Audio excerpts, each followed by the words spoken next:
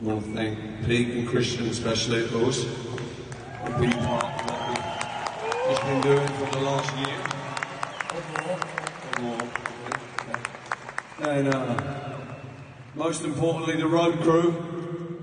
All the road crew, everybody, all there's like 100 people to make this thing happen every night.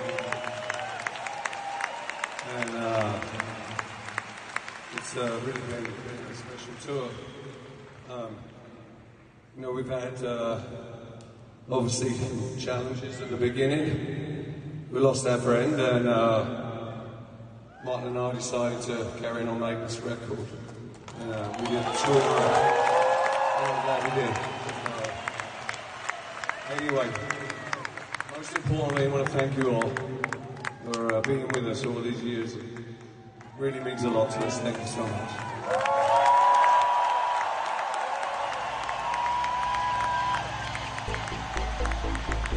Hello, this is Martin Gore from Depeche Mode. Hi, this is Dave Gahan from Depeche Mode, and you are listening to My Nerd World.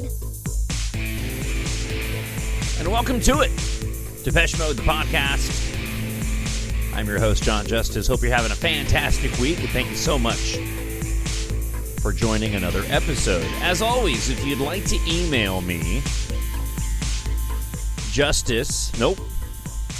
almost went with my radio email, TalkShowNerd@gmail.com, TalkShowNerd@gmail.com. I suppose if you wanted to email me, justice@iheartradio.com, you could do that as well, but TalkShowNerd@gmail.com is my email address.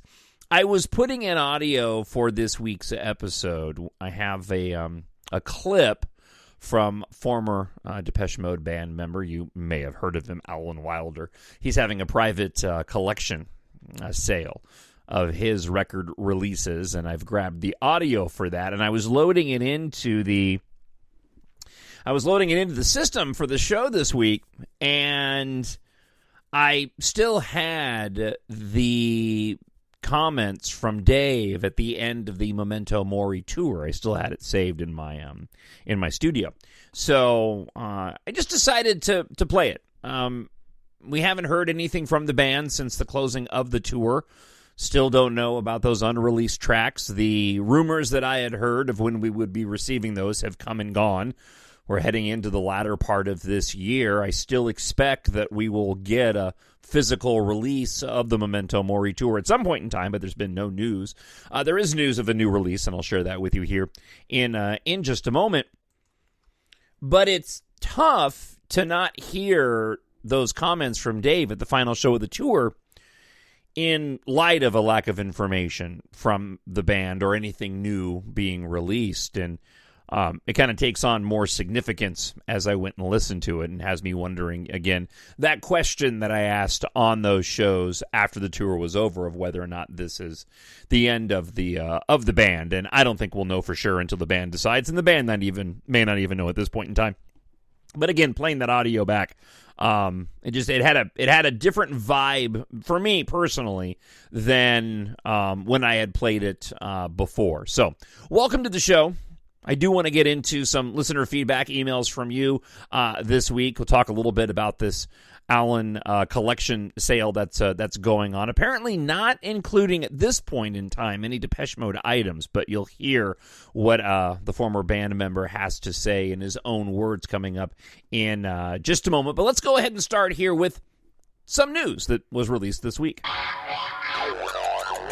Spirit, the 12-inch singles, a collector's edition deluxe box set, is being released. Contains 7 12-inch vinyl discs, including custom replicas of the original 3 double 12-inch singles from Spirit, their 14th studio album, Where's the Revolution, originally released on February 3rd of 2017, in advance of the album. Going Backwards, released on the 23rd of June 2017, and Cover Me, released on October 6th of 2017. As a bonus for Depeche Mode fans, Spirit, the 12-inch singles, premieres a special 7th disc, the first ever 12-inch vinyl pressing of the band's legendary Highline Sessions, Recorded live in New York City on August 3rd of 2016. It's the most complete recording of Depeche Mode's Highline sessions ever released in any format. This 5-song, 12-inch vinyl single includes their cover of David Bowie's Heroes,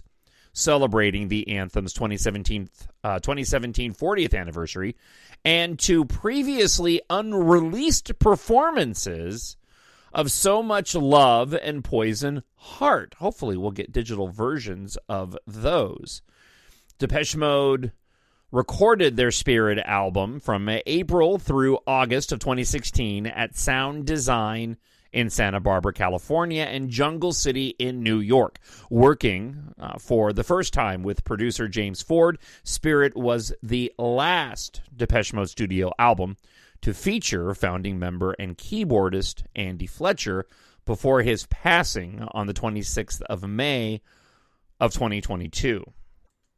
And it's that last little bit of this article that stuck out to me, because I hadn't personally spent much time thinking about the significance of Spirit in light of the passing of Andy Fletcher. I'm sure at some point in time the thought passed through my mind, but it wasn't until I sat down to record this week's episode that I really thought about, well, yeah, boy, that album is arguably right now probably the lowest on the majority of fans' lists in terms of Depeche Mode releases, but it is rather significant given the passing of Andy Fletcher. I will say this is an album that I've gone back and forth on, and you know, that's chronicled here on Depeche Mode, the podcast.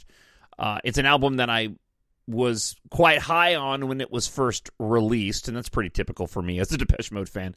But that sort of I kind of waned in my enjoyment of it, but have come around on this album. I wish that, and I hope that one day we'll get some further behind the scenes information about this album in particular. I'd like to see documentaries done for the albums that don't have those documentaries like we've had for so many previous releases. I believe all of that pretty much stopped with Playing the Angels. So I'd love to see a comprehensive documentary in the same way that we've received before for Delta Machine, especially given the demos that were released, which were dramatically different than what we ended up with on the album. And I don't want to go down that road again now, as I went through that on a previous podcast. But that album, I think, depending on the producer, would have been dramatically different if they weren't still going with working with Ben Hillier. That being said, I quite like the production that James Ford brought to Spirit. It's probably one of the things that I enjoy the most about Spirit is I really like the sound of the album itself and the processing that they used for Dave Gahan's vocals on this album. And it has high highs for me and low lows, but it's landed in a spot in terms of my enjoyment of it where it's a lot more consistent than what I remember in the past. And I'd like to see further details on how this album was made and the difficulties that they had with it, because for me, I feel like it would add another layer and element and perhaps bring about an even further appreciation of this particular release. There's some oddball songs on Spirit that never quite aligned with me, and just the way that some of the tracks were constructed musically. A song like Scum, it sticks out, I think, most for me in the way that it feels clunky in a certain way. There are times when I've enjoyed listening to it, but it's not a track that I would go and specifically seek out. There's a lot of highlights, though, on this album. And Where's the Revolution, I've sort of come full circle on. It was a song that I really enjoyed when it was released and didn't care for it live, kind of, moved away from it. But when it's popped up on my playlist as of late, it's not something that I've been skipping over, whereas in the past I have. I think Going Backwards is a fantastic track and really keeps with the consistency of opening tracks for Depeche Mode records.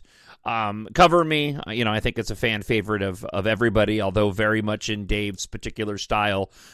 Thin on the lyrics, long on the instrumentals.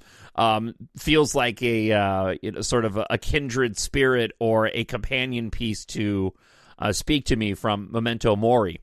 That being said, I know that it's not high, as I mentioned, on a lot of fans' lists of their most favorite albums, but I'm just wondering if perhaps Spirit's a bit underrated, and if we as fans knew a little bit more details as to what they were going for, I wonder if there would be a different appreciation of it. And that's a personal thing for me. I know not everybody is that way, but oftentimes in movies, it's like this for movies for me as well. When I hear from the creators of a film that was, that I enjoyed but what didn't think was great, or maybe had some issues with specifically, TV shows and music. Oftentimes when I hear how and why particular decisions and choices were made, it brings about a new appreciation of it. And I wonder if that would help with Spirit. I do very much like the entire package surrounding the album. I feel like Spirit, in terms of the visuals and the releases themselves, is one of the better of sort of the modern era of Depeche Mode releases. And so, anyway, just a few of my thoughts with the announcement of the 12-inch singles being released. Also, it's a reminder, too, that we are precariously close to the last of these releases of 12-inch singles. I don't know. I haven't personally tracked to see how often these come out, if they're coming out with consistency from one another or not. But I would imagine at some point in the near future, we will get one for Memento Mori, which I would think would be fairly extensive, since at least my gut feeling, without looking at any of the lists of releases from both these albums, there was a lot of mixes for Memento Mori. There certainly seemed to be more than there were for Spirit, apart from the jungle mixes that were included with the album, in which case maybe they do match up. But based off of the amount of ancillary material, not B-sides included, but just remixes that we did receive in these digital packages from Memento Mori, I would imagine that the 12-inch singles, when it is released, would be fairly extensive. So, as always, if you want to email me your thoughts on any of my recent ramblings here on the show, TalkShowNerd@gmail.com. All right, taken right from the Facebook page where the announcement was made, they say, "We are pleased to announce the exclusive sale of the personal record and CD collection of Alan Wilder." Alan was an integral part of electronic pioneers Depeche Mode through the 80s and into the 90s, before moving full-time into the sonic explorations of Recoil. The collection features around 4,000 items, ranging from the classical albums played at the family home of his childhood through the likes of Jimi Hendrix and Led Zeppelin in his teens and beyond. There is also a sizable amount of rarities from Mute Records archives. Please note, there are no Depeche Mode or Recoil items. Alan has plans for those at a later date, but his collection is packed full of very well looked after gems. Alan has very kindly agreed to make a short video announcing the sale at the first opportunity. I'll play you the audio of that in just a moment. The sale will start at 11 a.m. on Sunday, August 18th at Beat the Clock Records in Hove, England. And here is what Alan had to say with regard to his announcement. I'm Alan Wilder, ex-member of the well-known group Depeche Mode. It is true, I have made my entire vinyl and CD collection available. It's going on a special auction on 18th of August, 11 a.m. at Beat the Clock Records, which is in Palmera Square in Hove, just off Church Street, anyone who knows Hove. It's a great collection. My first record, I think, was Man Who Sold the World by David Bowie in about 1973, and it goes through my entire sort of teenage years through to when I joined Mute, up with Mute, and there's loads of Mute rarities within the collection, and everything else, all kinds of bits and pieces. So I hope you'll enjoy that. So get down there and have fun. Listen, it's always good just to hear from Alan in general. I was on the home forum, depeche-mode.com, and there's a thread devoted to this collection, and somebody had made a comment relating to there was a lot of questions in the thread about why he would be selling this collection. One individual condemned writes, "I've got to say, at first glance, this seems like an embarrassing new low for Alan, but I suppose there are some potential positive reasons you might be looking into unburden yourself from your cherished collection, letting go of the past, making space for new things in your life, but," and condemned writes up writing, yikes, right? It seems a bit odd. There's a quote here taken from Facebook, and I wanted to read it to you. This is from Stuart, the shop owner, who says, I can totally understand people having their doubts here. My first thoughts were that I was being pranked when first contacted about the sale. Once Alan has the chance to do the short video, that should give the authenticity required. But as mentioned above, he's moving from his house, and I'm sure there are many of us familiar with the blanchet. I don't know. This must be a European word I'm not familiar with. I think it means what trouble that can be.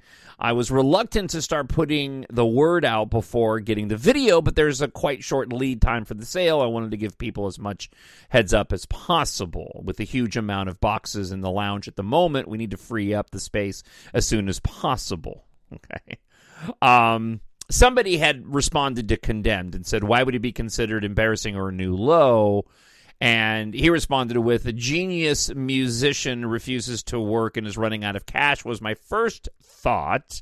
And this, of course, goes back to the first auction where he sold off a lot of his different equipment that he used while in the band. But maybe he found a buyer for his mansion and he's doing fine, and this is just a necessary part of downsizing. So a couple of the comments that were being made on the home forum, but there was one that stuck out, and somebody had made a comment relating to, he should be doing pretty well regarding royalties when it comes to Depeche Mode. And the user Sin on the home forum responded in this way. Alan is a great musician. DM without him is not the same. Of course, I know that's a sentiment that's echoed by a lot of people. Not here to get into that particular discussion at the moment. I want to read to you, though, the rest of his comment. I'm not an insider, they write, but from my point of view, his decision to leave the band, as we know now, was a financial disaster. His life, his decision, but he lost a lot of money. I do not know what his net worth is, but I think you are looking at tens of millions of dollars potentially lost. I think you're wrong about tens of millions of dollars. The previous post had mentioned that they thought that he would be worth tens of millions of dollars. About his incomes from Depeche Mode, I do not think it's a lot. Why? Spotify, record sales, no more than a few thousands a month. Yeah, and again, I would have no way of knowing that either. I would imagine, though, that the lack of mainstream popularity of what he did within Recoil and his other music projects, I don't know what other income he would have had coming in, or what his ties were to the Depeche Mode albums that he worked on, and how much he ends up getting from that in terms of royalties. I have to imagine whenever the band comes out with a new album, and every time the band has come out with a new album since his departure, there is always an uptick in sales or streams of the previous works, and I would imagine that Alan Wilder would end up getting a cut of that as well. But it could be that he's been able to maintain a fairly comfortable lifestyle, but he's getting older, doesn't have the space, and needs the room, and this is why this collection is going up for sale. Of course, when and if what appears to be expected Depeche Mode portion of his collection goes up for sale, I imagine that's when you listening and other fans are going to be most excited to go and get your hands on it, much like he did several years back when he sold his equipment and other items surrounding his time within the band. And I would love to hear any feedback, speculation, or whether or not you have any personal relevant insight to Alan and what he's been doing in his time since leaving the band and why you think he might be selling his collection at this point in time. If you're enjoying the show on YouTube, leave a comment there. I will share those on the show as well. And, of course, talkshownerd@gmail.com. All right, let's get to your emails this week, your listener feedback. David Theofold writes, I have a pretty funny story I wanted to share with you and the listeners. Today, Sunday, my son is out on a date, and my wife and daughter are driving to Boise for her last year in college. It's 100 degrees outside, so for me, the perfect day to hang out by the pool, drink some IPAs, and crank some Depeche Mode. After Surrender, Sister of Night, Shine, Happiest Girl, and My Joy played, my neighbor behind me, which I have never spoken to, looks over my fence and says, "Excuse me, who is this you're listening to? It sounds absolutely phenomenal." I tell him who it is, and he was absolutely shocked. I'm pretty sure most people only know Depeche Mode's hits and would be instantly hooked if they listened to everything. I thought of you when this happened, LOL. Anyways, have a great day, and thank you for what you do. Thank you for writing in, Dave. So, a story I haven't shared on the show. If I have, I apologize, but I'm fairly certain I haven't shared this. So I live here in Minneapolis. I've been here going on 8 years this month.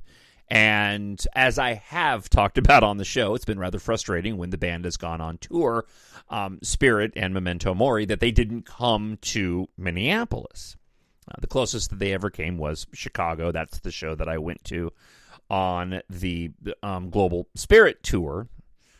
Since they didn't come here, and of course, as I've mentioned many times, I was so blessed to be able to go with my buddy Matt to see the Memento Mori tour in Denver. Okay, so that being said, on my weekly radio show, I don't mention it as much now, but just over the course of 8 years, my fandom of Depeche Mode has made an appearance on the show. Longtime listeners of me throughout the years, whether it's here or the other markets that I've worked in, if you ask them, what is John into apart from, the news items that he talks about on the show, and most people will tell you NASCAR, Star Wars, Depeche Mode. What's really interesting is that in this market of Minneapolis, this is the one place that I've worked that the fewest number of people are familiar with Depeche Mode. It's been really interesting. In no time throughout my 28-year career have I had as many people that have reached out to me like I have here in Minneapolis and mentioned that they had never heard of Depeche Mode before. It's probably part of the reason why they don't tour here. Growing up in Southern California, I mean, it's a completely different ballgame. Everybody knows who Depeche Mode is. There's no hiding it. If you didn't know who Depeche Mode is, you were the weirdo, or apparently you were probably from Minneapolis. So yeah, I thought about that with David's comment, because I've had the fewest number of people. They're like, who, Depeche Mode, who are they again? Again, right here in Minneapolis. I don't have any rationale as to why that might be. I haven't looked back. Well, actually, that's not true. When I went through the Monument album, and I'm really interested in getting the new album they're putting out based off of the band live, Depeche Mode Live. I think that's what it's called, actually. I did go through and look at the tour dates on there, and I went back and looked at when they did tour here. And they have come to Minneapolis in the past. As a matter of fact, I think one year they played the Minnesota State Fair, which is one of the biggest fairs across the country. I just don't think that they've had a big footprint here like they have in other parts of America, and certainly not where I grew up in Southern California. All right, let's go to David Stedman, 2020, who writes, "Hi, John. Show idea. Don't recall it being mentioned before. Rating the top 10 Martin-sung songs. Probably Question of Lust is number 1 for me, but Love Damaged People, Comatose, I Want You Now, World Full of Nothing. In fact, there aren't any I dislike. Keep up the good work, David in Manchester. I'm going to stick a pin in that, David, because I want to be able to spend some time going through a list. I remember back in the early 2000s when I was on a CD burning kick, and I was making labels for the discs. I remember it was so much fun. I was burning discs left and right, compilations, and I did a whole bunch of Depeche Mode compilation discs. B-sides, live. I created my own genres for these releases. A lot of this was surrounding the release of from the singles tour and Exciter, specifically those eras. I put together at one point in time, and actually I know where it is. I'll pull it out when I put together my list of top 10 Martin songs. But I put together a compilation of Martin sung tracks on there, and it's probably pretty close to what my list is going to be. But going back to Spirit again, Fail was a track on Spirit that I didn't care for much when the album first came out. I still never warmed up to Eternal. But Fail is a song that's grown on me quite a bit. I don't personally like that he drops the F-bomb in it. I'm no prude by any stretch. It just every time that happens in the song, it kind of pulls me out because it's just out of the norm for the band to drop an expletive like that. But I love when the drums kick in at the end of that track. It's one of the things, like with Exciter, that I felt like it was such a minimal album, and I missed the heavy, sort of the heavy drums on that. And maybe drums aren't the right word, but the percussion in and of itself. I mean, you go back and listen to Violator, and just the beats. The beats are so strong, and they went through this phase where the beats kind of faded out a bit. And that, you got it a bit. Or the really hard keyboard. I remember the first time that I heard Precious, and we got that really succinct keyboard riff at the that runs through the entirety of the track. How excited I was when I heard that.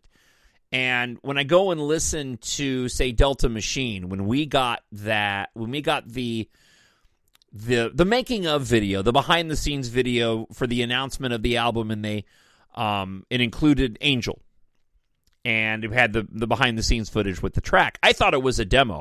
I was convinced at the time when it was released, and I think I even said it on one of the podcasts, that I thought that this had to be a demo and wasn't the completed track because it felt so thin, especially weak on the drums, and it turned out that, no, it was actually the track. But, again, going back to Martin and Fail, I just love the way the drums kick in on that. Very reminiscent to Sweetest Perfection. The way that the song sort of plays out and how those drums kick in at the end and the beats kick in at the end of, and sort of bring it up to another level at the end of that track. So, David, I'm going to put a pin in that, and we'll do that on another show.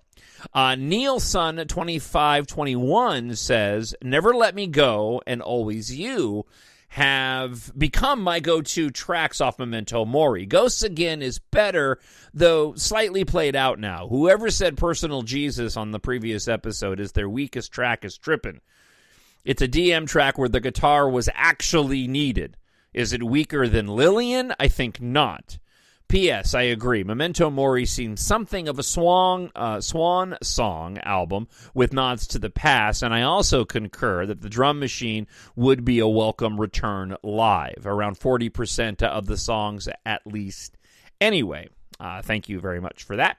Now we go to David Hudson, 3033, who says, "Things I love about It's Called the Heart. One, like a lot of early tracks, the bass line actually has movement. Two, some of the parts, including the bass line, aren't played on beat. There are several notes played on the end of the beat, which gives the rhythm a non-standard or typical pop feel." That's an amazing observation. 3, this song has the essential third part, also known as the bridge, keeping the listener from becoming bored, a technique that seems long forgotten in today's pop landscape. It was nice to see it return on a few Memento Mori tracks and really helped make the album a DM classic. 4, it was released at a time when I was a young and new fan who had discovered a whole new world of limitless musical soundscapes, the likes of which I hadn't heard before, without being so avant-garde that it wasn't palatable for mass consumption or daily consumption. And so I was starving for and fascinated by anything and everything Depeche Mode could produce. I echo that statement. And at that time, 1 year between releases seemed like an eternity. It sure did. They are simply the Beatles of electronic music, and I don't think it's a bad song.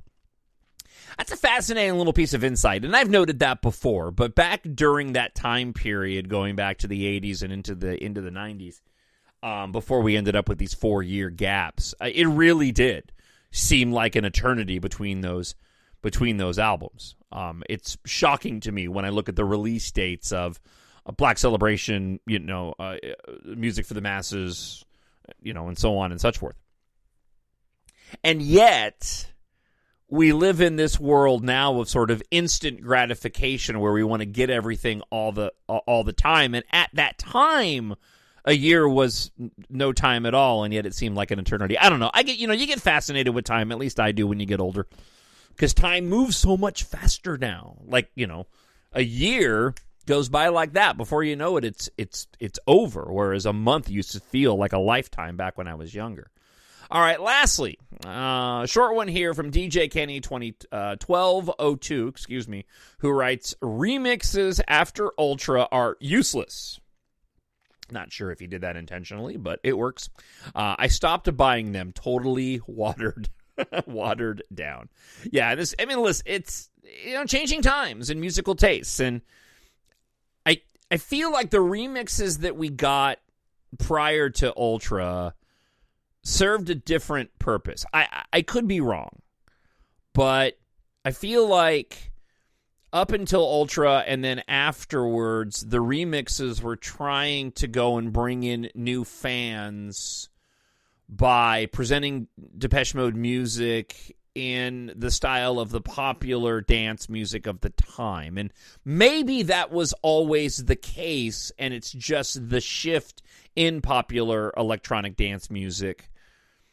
That's why the remixes changed, because that taste in music changed. I do know that there is something to that relating to the older remixes, but again, it's just such a shame the band moved away, so far away, from remixes that still maintained that level of the original track while presenting something new. I mean, there's just nothing better than a good 80s extended Depeche Mode remix, comparatively speaking, to so many of the mixes that we got.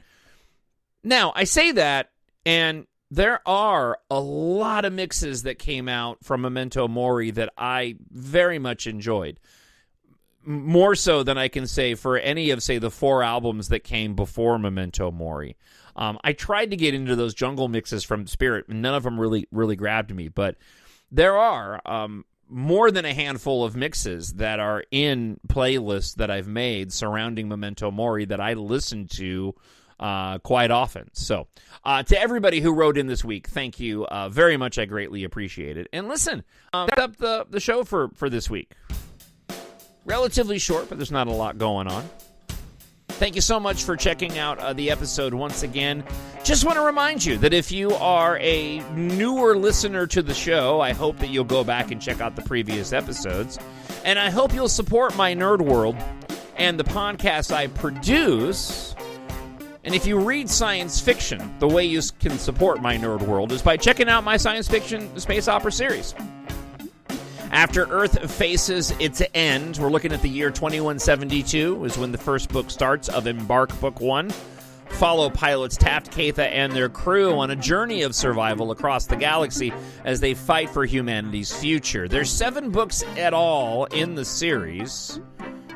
It's set in the future where air and spaceflight culture has replaced car culture, and it was inspired in part by Depeche Mode. Plays a part in the underlying themes of the story, much like the songs of Depeche Mode. The main character himself is a massive Depeche Mode fan at a time when the music of the 80s through the 2000s is nostalgic and popular among the characters of the story, and it does feature references, indirect and direct, relating to Depeche Mode, while telling an exciting space opera adventure. 7 books in all in the series, available in ebook, free on Kindle Unlimited, paperback, hardcover, and audiobook. So I hope you'll head on out to Amazon.com and search for EMBARK and Jon, Jon Justice. If you like science fiction and you like it to be epic, filled with some romance, some cool technology, a lot of action, then EMBARK is perfect for you. I did write the series for adults, but it is age appropriate for ages 11 up. So I hope at a minimum you'll go and pick up EMBARK Book 1 today in your preferred version. All right, thank you so much for checking out the episode this week. I'll be back again next week. Until then, I hope to hear from you, and I hope wherever you are happy, you are healthy, you are safe. God bless, and I'll talk to you then. Bye. Hello, this is Martin Gore from Depeche Mode. Hi, this is Dave Gahan from Depeche Mode, and you are listening to My Nerd World.